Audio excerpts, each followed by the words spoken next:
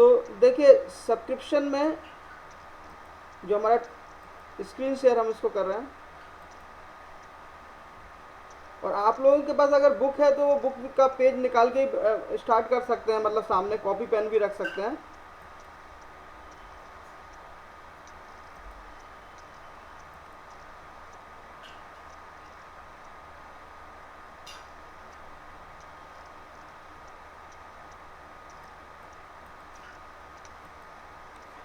देखिए ये आपका टॉपिक था सब्सक्रिप्शन, जो इस चैप्टर का सबसे टिपिकल और सबसे इम्पोर्टेंट टॉपिक है।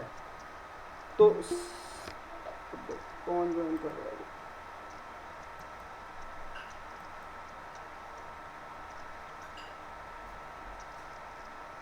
तो सबसे टिपिकल टॉपिक हम स्टार्ट कर रहे हैं सब्सक्रिप्शन। इसको समझने की कोशिश करना है, हो सकता है एक बार में समझ में नहीं आए, तो उसका हम सोच रहे हैं कि इसका एक वीडियो बना के भी आपको देंगे ताकि आप उससे भी कुछ सीख सकें। तो यहाँ सब्सक्रिप्शन का मतलब क्या है कि ये हमारे एनपीओ की एक रेगुलर इनकम होती है। जैसे इसमें लिखा है, it is the amount paid by the member periodically, quarterly और half yearly so that their membership remain alive. It is a source of income of not for profit organization. तो होता क्या है कि सब्सक्रिप्शन जो हमारे मेंबर हैं उनसे मिलता है। अब क्वेश्चन में क्या होता है, हमारा कैश बुक बना रहता है, means receipt and payment account. और रिसिप्ट एंड पेमेंट अकाउंट में जो सब्सक्रिप्शन शो होता है वो होता है आपका कैश बेसिस पर। कैश बेसिस का मतलब क्या है कि जो एक्चुअल में नगद में सब्सक्रिप्शन लिखा है वो उसमें लिखा रहता है, और हम लोगों को जो इनकम एंड एक्सपेंडिचर अकाउंट में लिखना होता है वो लिखना होता है हमें एक्रूअल बेसिस पर। तो जैसे कि इसमें एक फॉर्मेट दिया हुआ है, तो एक तो ये तरीका हुआ कि इसको आप रट लें, याद कर लें। दूसरा हम इसको समझाने की और कोशिश करते हैं इस एग्जाम्पल से, बल्कि इसी एग्जाम्पल को हमने, जो एग्जाम्पल 11 है, इसी का हमने एक पीपीटी भी बनाया है, तो उससे हम बताते हैं। पहले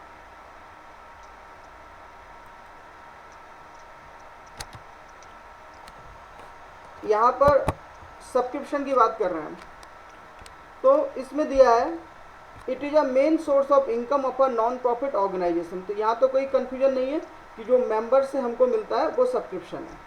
अब वो लिखा कहाँ रहता है, रिसिप्ट एंड पेमेंट अकाउंट में। तो इट विल बी, और रिसिप्ट एंड पेमेंट अकाउंट में कहाँ पे मिलेगा, डेबिट साइड में। तो it will be appearing on the debit side of receipt and payment account on cash basis. Actual subscription receive during the year, means जो subscription हम लोगों को नगद में मिला होगा वो इसमें लिखा रहता है। मीन्स जो सब्सक्रिप्शन कैश में मिला है वही सब्सक्रिप्शन इसमें रहता है। लेकिन हम लोगों को बनाना है क्या, उसकी मदद से बनाना होता है इनकम एंड एक्सपेंडिचर अकाउंट। और इनकम एंड एक्सपेंडिचर में हमको वो सब्सक्रिप्शन लिखना है जो इस ईयर से,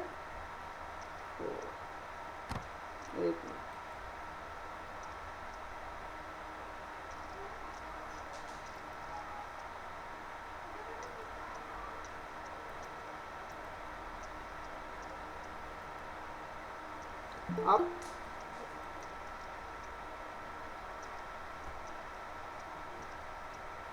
तो जो सब्सक्रिप्शन हम लोगों को कैश में ना मिलकर, मतलब एक्चुअली उसमें क्या रहेगा कि जो एक मीन्स सब्सक्रिप्शन के दो पार्ट हैं। मतलब एक तो वो जो कैश में आपको मिला है वो हमारी कैश बुक में लिखा रहता है, लेकिन हमको receipt and income and expenditure account में वो सब्सक्रिप्शन लिखना है जो हमको क्या कहते हैं, जो इस ईयर की इनकम है। तो उसमें हमको क्या क्या एडजस्टमेंट करने होते हैं, देखिए फिर से स्क्रीन।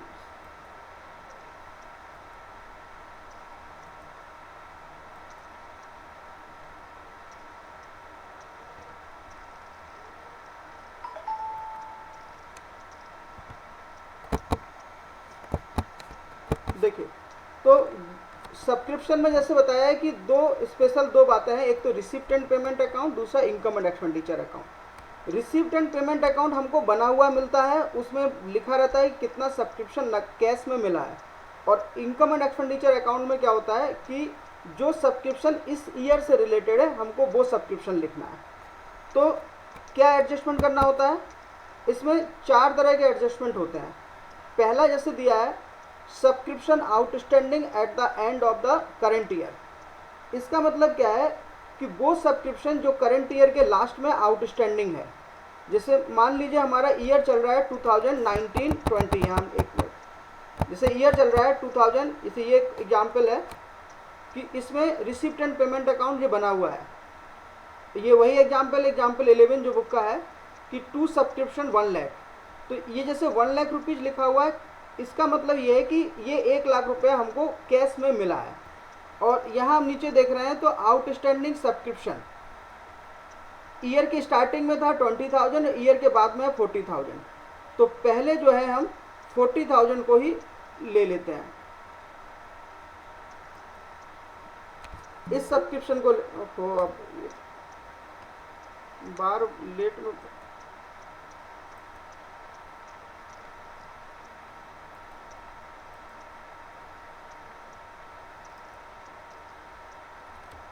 आप लोग टाइम पे नहीं आएंगे तो कैसे चलेगा। फिर से एक मिनट कर रहे हैं। आवाज आ रही है ना सबको? Yes sir. Yes sir. Yes sir. ठीक है, देखिए फिर से ये था। देखिए यहाँ एक क्वेश्चन है, रिसिप्ट एंड पेमेंट अकाउंट में लिखा हुआ है टू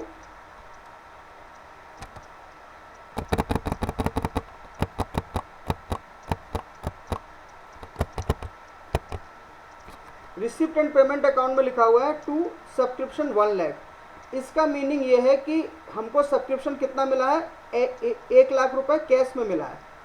और सब्सक्रिप्शन आउटस्टैंडिंग जो यहाँ पे दिया हुआ है 40,000 रुपीज़। इसका मतलब ये है कि ईयर के लास्ट में कितना सब्सक्रिप्शन मिलना बाकी है, 40,000। तो ये 40,000 हमको इस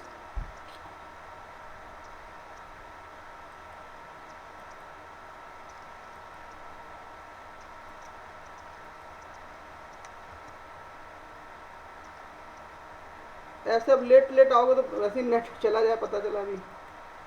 फिर से करते हैं।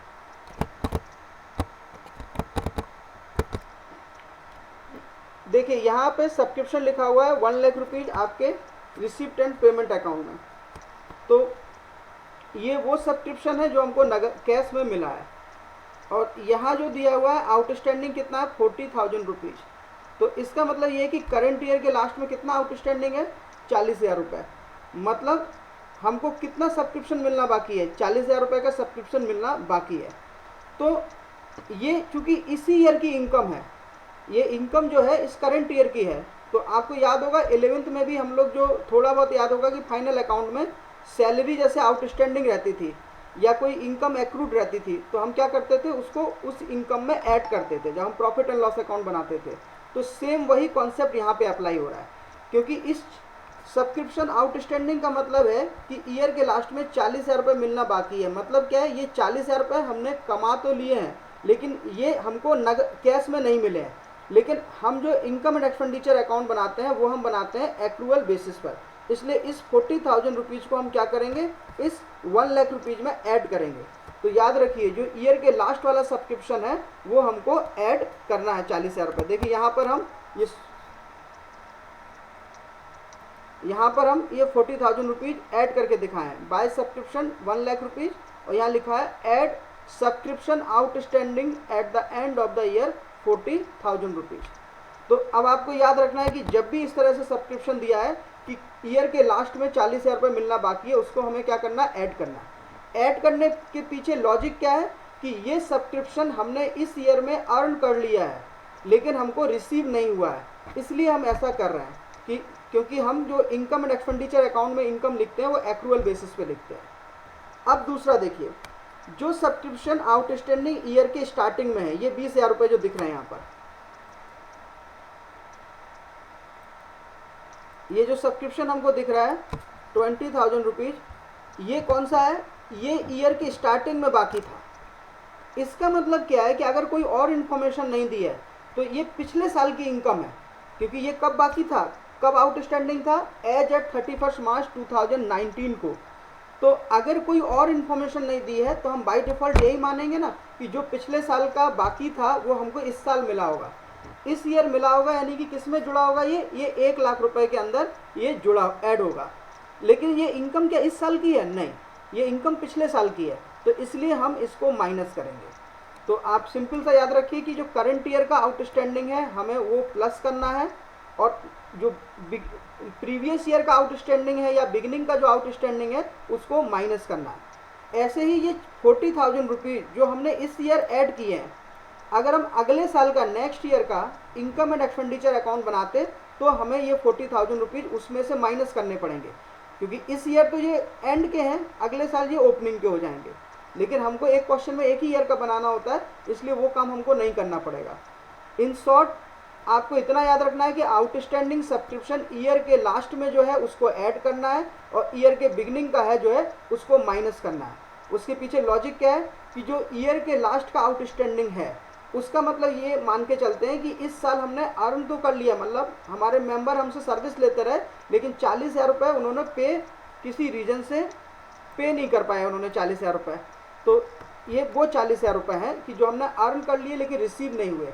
तो इस 40 को हम ऐड करेंगे और इस 20 को माइनस करेंगे। दूसरी बात, ये आउटस्टैंडिंग सब्सक्रिप्शन क्या है? इनकम है। तो इनकम जब कोई मिलना बाकी होती है तो उसको हम क्या मानते हैं? लायबिलिटी मानते हैं या एसेट्स मानते हैं? तो उसको हम एसेट्स मानते थे जब भी कोई इनकम एक्रूड होती थी। 11 में हम लोग अलग अलग नाम वर्ड यूज करते थे। इनकम के लिए वर्ड यूज करते थे एक्रूड अगर मिलना बाकी है, और एक्सपेंसेस के लिए करते थे आउटस्टैंडिंग। लेकिन इस चैप्टर में दोनों के लिए ही आउटस्टैंडिंग वर्ड यूज होगा, चाहे इनकम हो चाहे एक्सपेंसेस हो। तो आप उस वर्ड से कंफ्यूज मत होना कि आउटस्टैंडिंग तो एक्सपेंसेस के लिए होता था। यहाँ पर जो आउटस्टैंडिंग वर्ड है वो आपका इनकम के लिए भी यूज होगा। तो चूँकि ये इनकम है, तो इनकम जब मिलना बाकी होती है तो वो क्या होती है? एसेट्स होती है आपकी।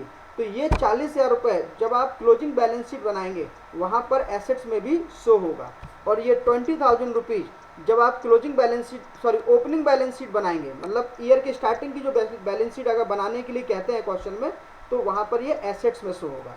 जैसे यहाँ हम देख लीजिए, इसमें क्या किया है, ये इनकम एंड एक्सपेंडिचर अकाउंट है, तो इसमें बाय सब्सक्रिप्शन लिखा है 1 लाख रुपए, क्योंकि कैश में हमको 1 लाख रिसीव हुआ था। अब जो 40,000 आउटस्टैंडिंग थे, तो देखो यहाँ ऐड किया है subscription outstanding at the end of the year. यहाँ पर आप डेट भी लिख सकते हैं, जैसा क्वेश्चन में दिया हो आप उसके अकॉर्डिंग चलते हैं, लेकिन यहाँ आप एंड भी लिख सकते हो और क्लोजिंग डेट भी लिख सकते हैं। तो इस 40,000 को हमने इस 1 लाख रुपीज़ में ऐड किया है। और जो स्टार्टिंग का था less subscription outstanding at the beginning of the year, उसको हम माइनस करेंगे। किसी भी क्वेश्चन के सॉल्यूशन जो बुक में दिया है उसमें ये सीरियल आगे पीछे हो सकता है, कि हो सकता है ये पहले लिख दें ये बाद में लिख दें, लेकिन अल्टीमेटली जो क्लोजिंग वाला आउटस्टैंडिंग है उसको हमें ऐड करना है, और जो ओपनिंग वाला आउटस्टैंडिंग है उसको हमें माइनस करना है। तो ये ब्रैकेट जो हमने यूज किया है, ये अब स्टैंडर्ड अकाउंटिंग में माइनस वाले सिंबल के लिए हम ब्रैकेट यूज करते हैं। तो आप यहाँ पे ब्रैकेट लगा दें ताकि एकदम क्लियर रहे कि ये हम माइनस कर रहे हैं। हालांकि यहाँ वैसे हम लेस लिख चुके हैं, तो नहीं भी ब्रैकेट यूज करेंगे तो भी चलेगा, लेकिन स्टैंडर्ड अकाउंटिंग में हम ब्रैकेट यूज करते हैं माइनस वाले, जिसको हम माइनस कर रहे हैं उसके लिए।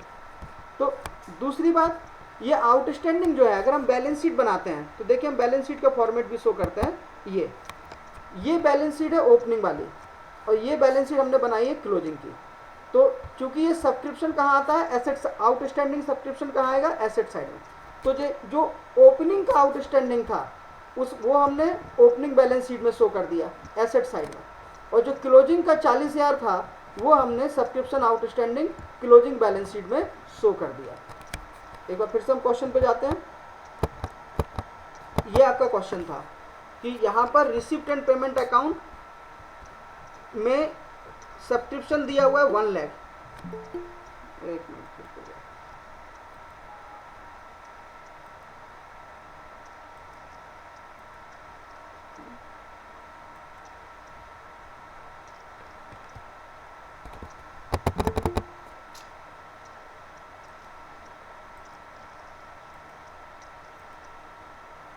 कौन बार बार आ रहा है क्या? यहाँ पर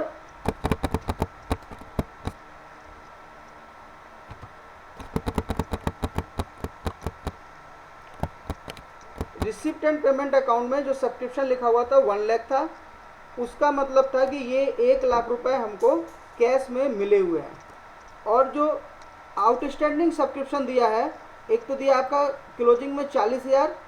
इस 40,000 का मतलब था कि ये वो सब्सक्रिप्शन है जो हमको ईयर के लास्ट में आउटस्टैंडिंग है। तो जैसे कि मैंने बताया कि ईयर के लास्ट का जो आउटस्टैंडिंग सब्सक्रिप्शन है वो हमें इस 1 लाख रुपीज़ में ऐड करना पड़ेगा, और ईयर के बिगनिंग का जो सब्सक्रिप्शन है वो हमें इस 1 लाख रुपीज़ में माइनस करना होगा। उसका लॉजिक समझ में आ रहा है, क्यों माइनस कर रहे हैं या क्यों प्लस कर रहे हैं? जो ईयर के लास्ट वाला जो सब्सक्रिप्शन है,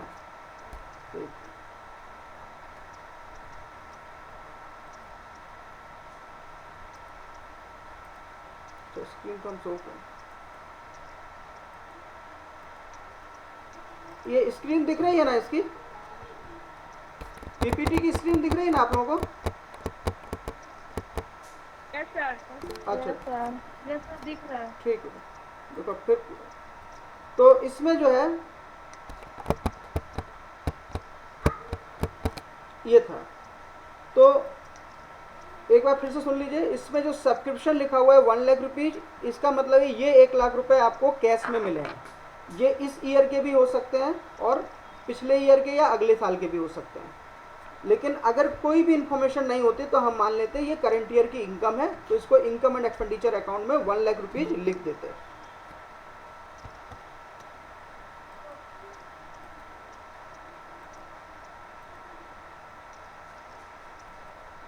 सुमित, तुम कितना लेट ज्वाइन करते हो, बार बार आ रहे हो जा रहे हो? ठीक है, सुनो।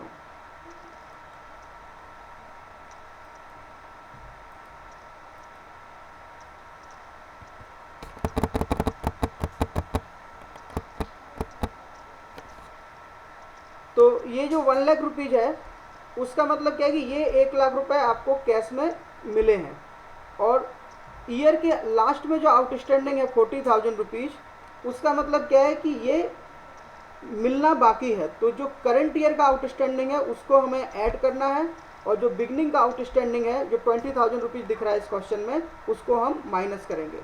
और ऐसा हम क्यों कर रहे हैं? क्योंकि करंट ईयर का जो आउटस्टैंडिंग है तो हम ये मान के चल रहे हैं कि ये इनकम इसी ईयर की थी जो हमको रिसीव नहीं हो पाई, मिलना बाकी है, लेकिन हमने एक्रूड कर ली है, तो इसलिए हम इसको ऐड कर रहे हैं। और बिगनिंग वाला 20,000 क्यों माइनस कर रहे हैं? क्योंकि ये इनकम लास्ट ईयर की थी, बिगनिंग में अगर मिलना बाकी था तो इसका मतलब ये पिछले साल की थी, और बाय डिफ़ॉल्ट हम लोग ये मान ले रहे हैं कि ये इस साल हमको मिले होंगे। ये 20,000 रुपये मिले होंगे तो किस में ऐड होंगे? हमारे 1 लाख रुपीज़ में ये 20,000 रुपये ऐड होंगे, तो इसलिए इसको हम माइनस करेंगे।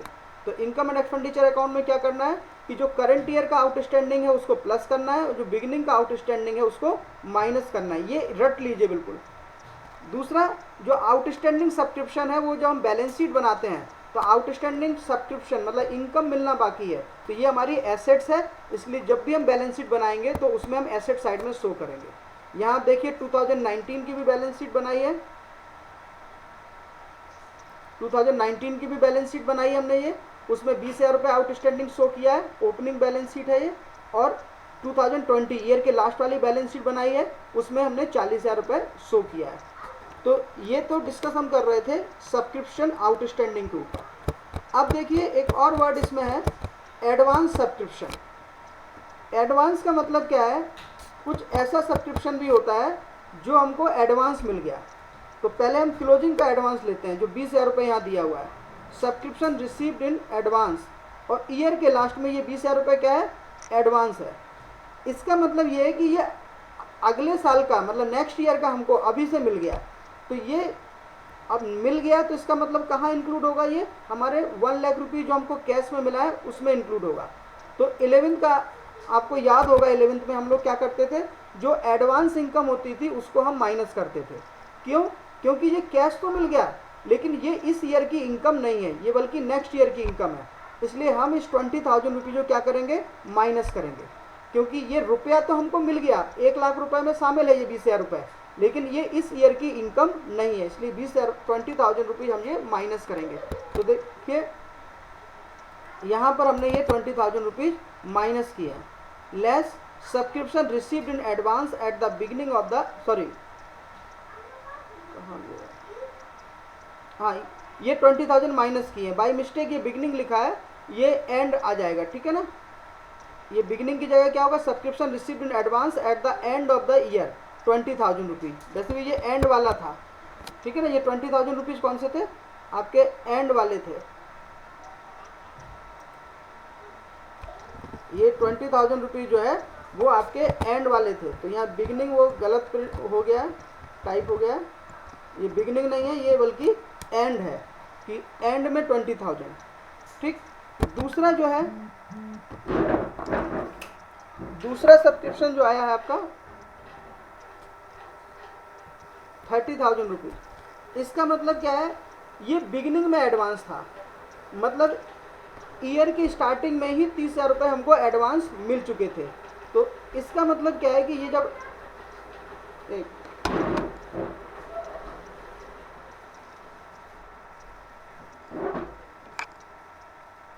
ये 30,000 रुपीज़ हमको एडवांस मिल चुके थे।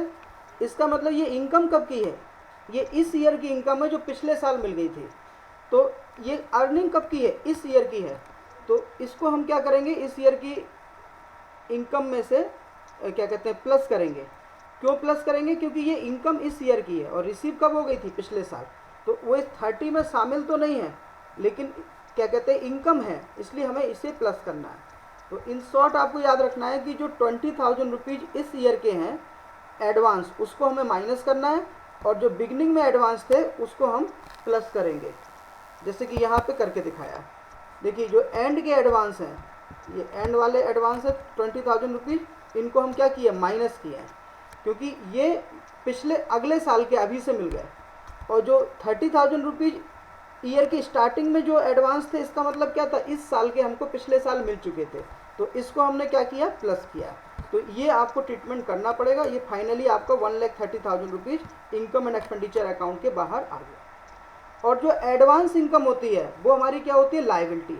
तो जिस तरह से हमने आउटस्टैंडिंग एक्सपेंसेस को दिखाया था उसमें, कि आउटस्टैंडिंग एक्सपेंसेस को एसेट साइड में दिखाया था, आउटस्टैंडिंग इनकम को, ऐसे ही एडवांस इनकम को हम शो करेंगे लायबिलिटी साइड में। तो अगर हमको ओपनिंग और क्लोजिंग बैलेंस शीट बनानी होगी, तो जो क्लोजिंग वाले हैं वो हैं 20,000 रुपये। तो ये हम देखिए कहाँ शो किए हैं, इस 20,000 रुपीज़ को हम बैलेंस शीट्स में शो किए हैं लायबिलिटी साइड में, क्लोजिंग में। और जो ओपनिंग वाले 30,000 थे उसको हम शो किए हैं इसको लायबिलिटी साइड में, ओपनिंग बैलेंस शीट में। तो यहाँ तो कोई कन्फ्यूजन नहीं है, सिंपल सा आपको याद कर लेना है। देखिए कुछ अगर मान लीजिए टॉपिक ये टफ है तो थोड़ा अभी समझ लें, थोड़ा चीज़ें रट लें तो काम हो जाएगा। कि जो आउटस्टैंडिंग है सब्सक्रिप्शन वो हमेशा एसेट साइड में जाएगा, और एडवांस सब्सक्रिप्शन है वो हमेशा लायबिलिटी साइड में जाएगा। तो इसमें बैलेंस शीट में तो कोई कन्फ्यूजन है नहीं, तो इसको इस तरह से रखना है। और यहाँ पर कम से कम इस एग्जाम्पल में दिक्कत नहीं होगी, क्योंकि इसमें सीधा सीधा दिया है। तो आपको याद कर लेना 11th का ही रूल, कि 11th में हम क्या करते थे, आउटस्टैंडिंग को प्लस करते थे और एडवांस को माइनस करते थे। तो 11th क्लास में क्या था, केवल आपको आउटस्टैंडिंग और एडवांस मिलता था ईयर के लास्ट वाला, फाइनल अकाउंट में ईयर के लास्ट का, किसी भी उसमें फाइनल अकाउंट में बिगनिंग का कुछ नहीं दिया था। तो 11th का जो रूल था वही इसमें एप्लीकेबल हो रहा है। तो उसका ही यहाँ पे यूज करना है, कि जो ईयर के लास्ट में आउटस्टैंडिंग है उसको प्लस करना है, और ईयर के लास्ट में जो एडवांस है उसको माइनस करना है। अच्छा, अब उसी का अपोजिट करके याद कर सकते हैं आप, कि जब ईयर के आउटस्टैंडिंग को आप प्लस कर रहे हैं तो ईयर के बिगनिंग वाला आउटस्टैंडिंग जो होगा उसको क्या करना है, माइनस करना है। कि जब ईयर के लास्ट में जो 40,000 रुपये आउटस्टैंडिंग है हम उसको प्लस कर रहे हैं, तो ईयर के बिगनिंग का जो आउटस्टैंडिंग उसको क्या करेंगे, माइनस करेंगे। और ईयर के लास्ट में जो एडवांस है उसको हम माइनस करते हैं, तो बिगनिंग वाले एडवांस को क्या करेंगे, प्लस करेंगे। तो ये आपका सब्सक्रिप्शन का सिंपल रूल हुआ, मतलब ये आपका बेस हुआ इस टॉपिक का। अभी तो ये आगे बढ़ेगा जो है, और इसके पीछे लॉजिक जो हमने बार बार डिस्कस किया है। तो इसको हम बंद करते हैं स्लाइड को अभी।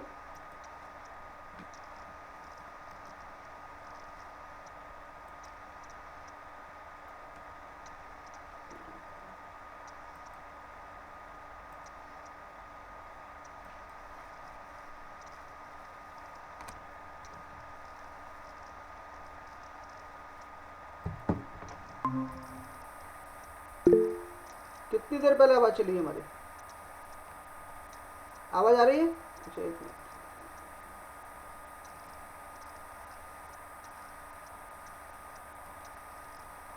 हाँ, आवाज़ आ रही है मेरी? Yes sir. Yes, sir. Okay okay.